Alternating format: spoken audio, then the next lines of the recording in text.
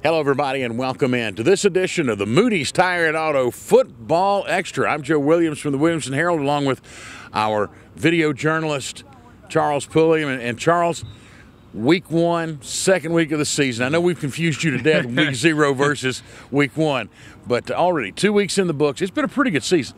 Oh, definitely. We got some Williamson County teams starting 2-0, trying to push to 3-0 this week. It's going to be a lot of action out there. Let's talk a little bit about last week. Had a couple of big games. Centennial goes to 2-0 with a win over Overton that took them a while to secure. Those weapons coming through for Centennial. You look at Sanders and Hall there, really tough, great offensive guys out there. And Sanders able to pull through down the stretch late, about 5 minutes to play there. And Centennial able to pull that one out at Overton. That's a big win for that club. Big win, 28-21. Now, over on Hillsborough Road, Franklin opens their season with a huge 39-0 win over Clarksville Northeast. Charles Bryce Milam, this kid who's come up through and waited his turn, paid off. Well, Milam, as well as a lot of those defenders out there too. It shows here as you get that shutout, 39-0 to open the season. That's a statement game when you come out of the gate. Yeah, and that's something that'll make Coach Donnie Webb really happy to have that shutout. BGA stumbled just a little bit. They went to Father Ryan hoping to make up for last year's loss. Got behind early, had a great second half comeback, but came up a bit short. Coach Rock batting there really wanted to focus on maintaining the ball, not turning it over. Gave up an interception and able to put together a little bit late in the game, but falling short ultimately with that interception, 28-20 in the final there. That experience, though, against a bigger school, I think is something that's going to be a positive for them as they go on through the rest of the season and they hit that playoff stretch. In other games last week, Page handed Summit a pretty solid defeat. That was a game that was very close through the first half before the Patriots were able to pull away in the second half.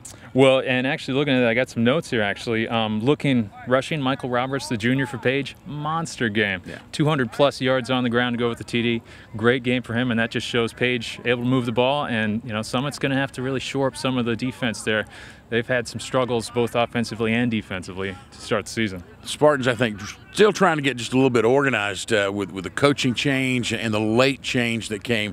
They've been trying to catch up on some things. Brentwood, Fairview both took losses. Brentwood, strong comeback again, second half against, the top team in the mid-state, Blackman, and on the road no less. Fairview went down to Camden, kind of took it on the chin again. Turnovers late in the game, the difference there. Go to that Brentwood game, 2 tough openers here. They played CPA and then going to Blackman. I mean, able to put something together and get some confidence going in the second half, is scoring some points. Carson Croy able to get that touchdown run late. Nice to see the junior quarterback who was JV all the last couple of years, so in his second start, able to start producing a little bit here. Yeah, I think he's going to get more comfortable as time goes on. We'll talk about that more in a little bit. Brentwood Academy went to 2-0 with a big win against Liberty Tech. Ravenwood went to 2-0 with a huge win on the road in Clarksville. Independence goes to 2-0, but had to fight a little bit more. They went to a very hostile Marshall County field. Finally come out 31-25. That's a confidence builder and a character builder for Coach Scott Blade's team. Yes, quarterback Andrew Bunch there really came through big. 3 touchdown passes, actually had him right up there with Joe Critchlow from Franklin for really some great performance there. It was pretty flawless under center, and Bunch able to help lead him through there. Again, this county pretty well stocked with quarterbacks, and that's a real positive for Williamson County. Now, this week, we go to week 2, week 3 in your mind, I know.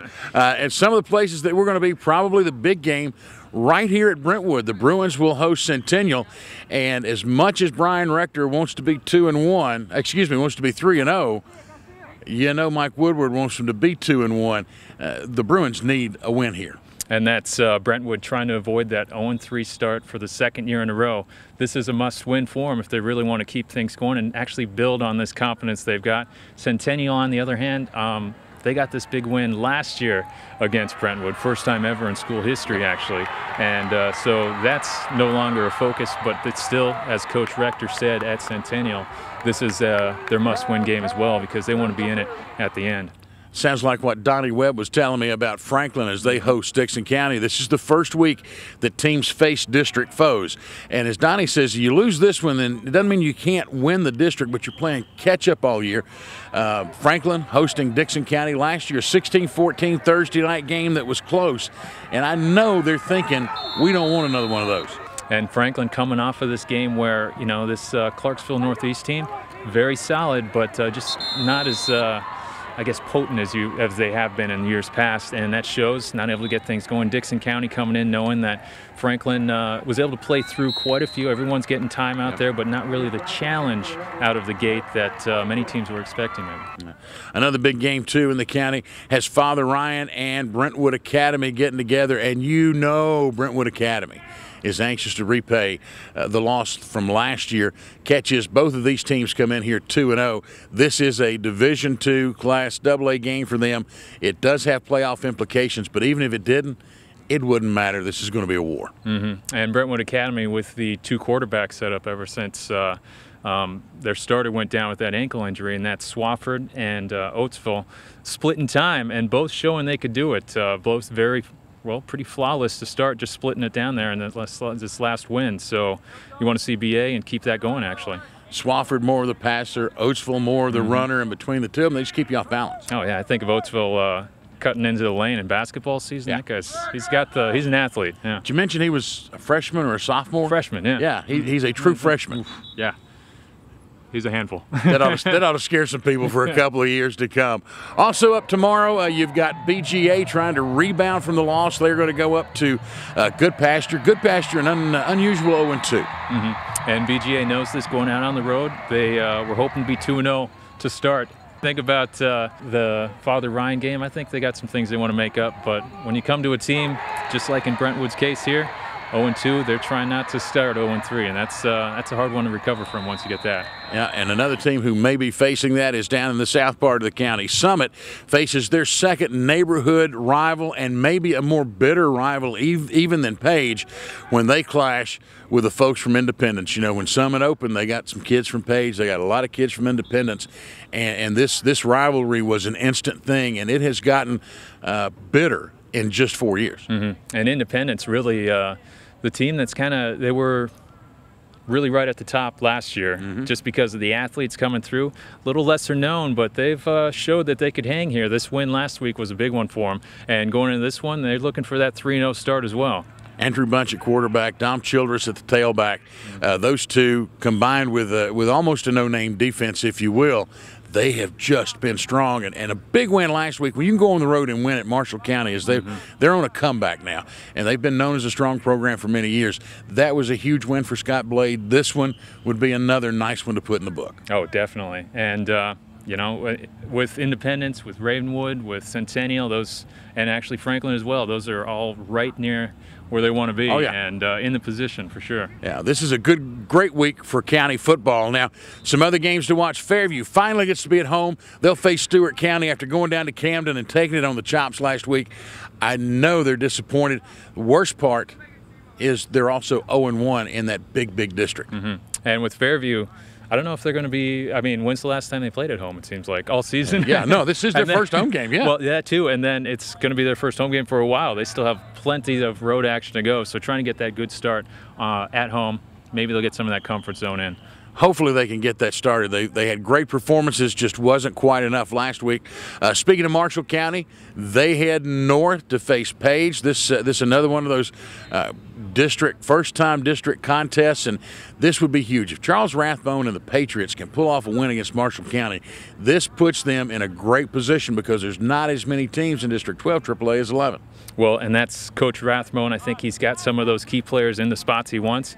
Able to get more playing time last week and another good win. I think they're in a good position to make some noise as well. I still think Page may be the sleeper down in 12 AA. And, of course, the last team, Ravenwood, believe it or not, after scoring 97 points in 2 ball games, they're going to get some time off. The Rowland brothers, Seth and Chris, have accounted for almost 500 yards rushing and 6 touchdowns between them. They're probably looking forward to having a chance to rest the legs. Oh, they've been churning up some field, that's for sure. The Rowland brothers, you look at Austin Percy there as well as Van Jefferson, wide receivers. tough team. They're going to take it easy, get to watch some of the competition for a while. Yeah, they'll get to watch, and they know that come next week they'll be 2-0. We know that come Friday evening, you can catch all the scores if you follow us on Twitter at WH Sports. That's at WH Sports on Twitter. And on Friday night, I know you stay up late. Well, I should say Saturday morning sometimes. We both stay up late, but you can catch results almost immediately. And, of course, all the stories on Saturday morning when you get a chance to go to the WilliamsonHerald.com. That's www.williamsonherald.com. Charles, complete coverage, all the games, videos will be right there. Oh, yes. It's always entertaining. I'm ready for some more. I'm ready to stay up late. This is going to be a fun one, another fun week. Yeah, he's ready to stay up late. You're not? You're not? No? He's a young guy. I'm just Joe Williams. For Charles Pulliam, I am Joe Williams. Thank you so much for joining us. We'll see you next time on the Moody's Tire and Auto Football Extra.